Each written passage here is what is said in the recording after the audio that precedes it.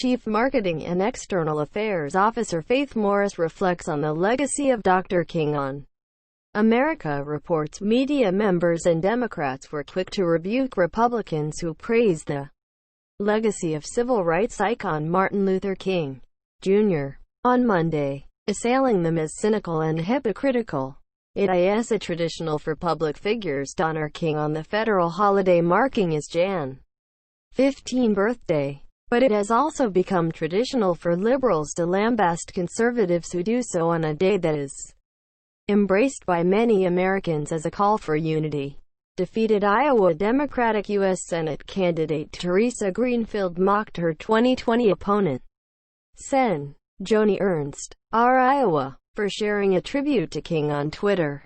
Greenfield wrote, "Is this you, girl?" and included a gif of Ernst saying at a debate she did not believe systemic racism existed in the state. After White House Press Secretary Kayleigh McEnany tweeted out a tribute to King as hero, CNN's Jake Tapper quickly passed along a quote from a former senior administration official, anonymously slamming her for a lack of self-awareness. Other media figures joined him, including outspoken reporter Brian Karem, who called her a traitor. Rolling Stone's Jamil Smith reshared a New Republic article he wrote in 2016 admonishing politicians on both the left and right for claiming King's mantle, tweeting he stood by it.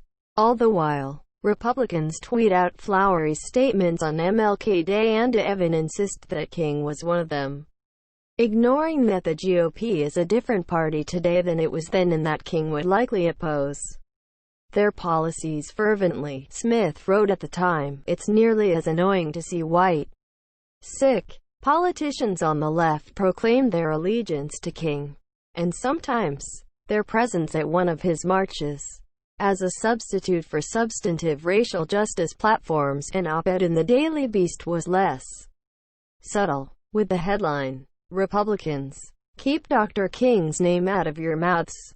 Writer Ernest Owens blasted GOP members who invoked King's calls for peace and reconciliation during impeachment proceedings against President Trump last week. Trump was eventually impeached on an article of inciting an insurrection after a mob of his supporters stormed the U.S. Capitol in a deadly melee and disrupted certification of Joe Biden's Electoral College victory. While it feels shocking each time Republicans misquoting and weaponizing King's words and ideals to defend their problematic ways is nothing new, he wrote. Left-wing Daily Beast writer and proficient Twitter user Molly Jong Fast quickly responded to Sen. Lindsey Graham, RSC, after he called on the country to live King's vision. The liberal outlet Recount tweeted a video accusing Republicans of being hypocritical for criticizing Black Lives Matter protests while invoking King's message of peace. Others said any Republicans involved in President Trump's efforts to overturn his 2020 election loss to President-elect Joe Biden were attempting to disenfranchise black voters and would oppose King's advocacy if he was still alive. Ricochet editor John Grabiel summed it up every MLK Day on Twitter, arguing about who's allowed to share his quotes and which quotes they're allowed to share. While almost universally admired now for his civil rights legacy, King was a controversial figure throughout his life before he was assassinated in 1968.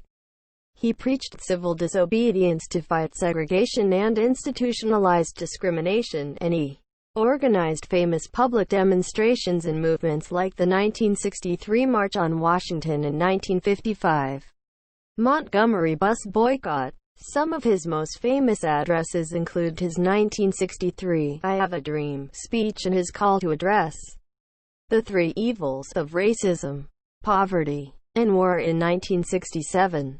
The Media Research Center's Tim Graham told Fox News that the left has framed any praise of King by its political opposition as hypocritical. Perhaps MLK Day is a day where they should let everyone honor the historical achievements and save the anger for all the other days, Graham said.